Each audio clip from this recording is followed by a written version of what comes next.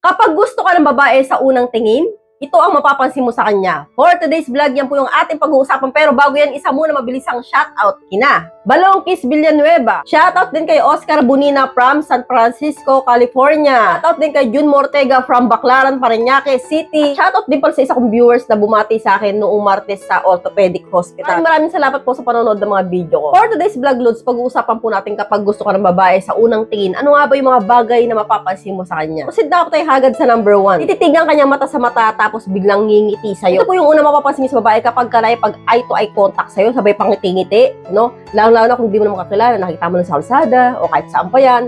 And then, ganito yung galawan ng babae. Posible pong may nakikita siya sa'yo na attractive sa kanya, no? So, sa madaling salita, posibleng napahanga mo siya sa isang tingin lang.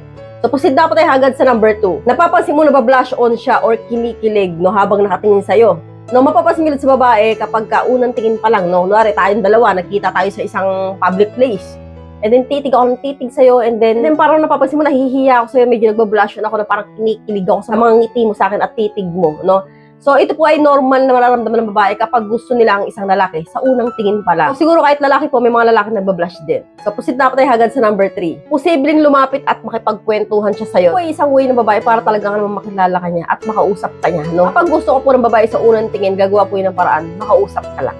So, proceed na po tayo hagad sa number 4. Aalamin niya ang lahat sa'yo, no? Hindi naman po talaga totally lahat, pero magtatanong yan about sa'yo, no?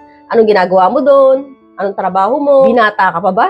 Saan ka nakatira? Yung mga ganyan, no? So, aalamin niya po at least yung mga detalye mo sa buhay mo, no? So, kapag po ganyan po ang isang babae na una mo palang nakilala, posible pong nagustuhan ka niya, type ka niya, bet ka niya. So, hanggang dito na lang po tayo mga Lods.